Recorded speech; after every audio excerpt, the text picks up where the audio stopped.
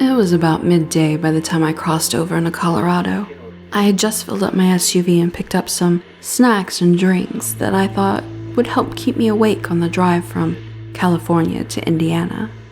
After having driven straight through into the night, nothing I put in my body was going to safely simulate the amount of sleep I needed. I started to become groggy. I tried to keep the radio on as loud as it would go, but the mountains kept killing my reception. I had the AC on full blast, even though I would have still been freezing without it. I knew that I'd have to pull off the highway and rest soon.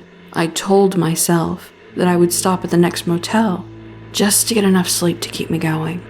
When I pulled off at the next exit, I was surprised to find very little in the terms of what you would normally find in businesses on the side of the highway.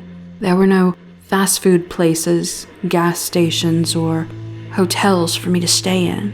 I found myself driving down a much smaller mountain road, thinking that there just had to be someone around who could point me to the nearest hotel or motel or any place to stay.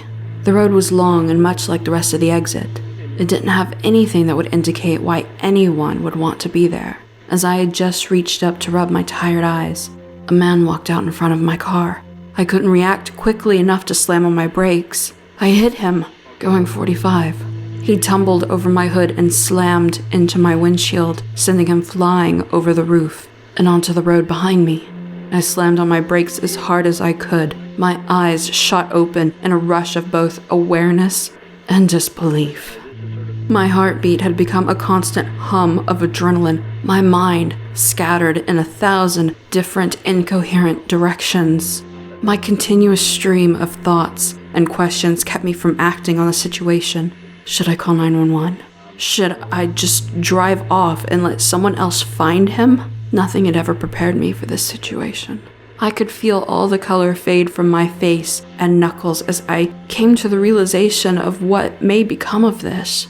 I looked in my rearview mirror and saw him lying on the road. He was a pale man from what I could see. My heart sank with dread as I watched him lay motionless on the road, wishing and praying that he would just move a little bit. After several long seconds of dreadful stillness, I swallowed my fear and I got out of the car.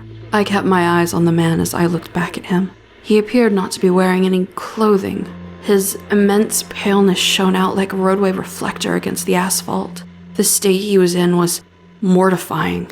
Though there was no blood on the ground, he was covered in massive, bloody gashes.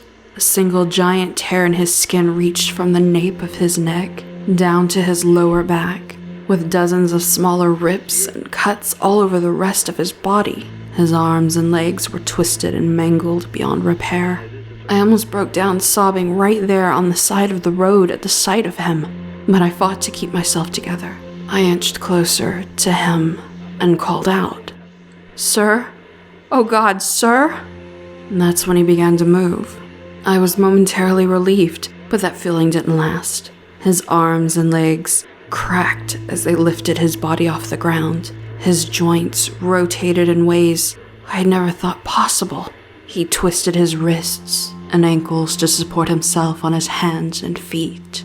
His spine stretched and curved, snapping with each new exaggerated motion. His neck jerked from side to side. His breath was slow and loud at first, but became quicker and quicker with each exhale. His head lurched upward. His face was just as cut up as the rest of him. His eyes were completely white. His jaw hung unhinged. The man started to walk forward, slowly on all fours toward me. Fuck that. I couldn't stay any longer. I got in my car and floored the gas pedal. Through the smoke from my tires, I could see that the thing was still chasing me. It sprinted on its hands and feet, its head and jaw thrashing from side to side as it ran. It must have run me down for several miles, judging by how fast I was driving to get away from it. It didn't let up for minutes, on top of minutes. By the time I found the highway again, I had lost it. I then found myself in all the awareness I needed to make the drive all the way home without having to rest anywhere.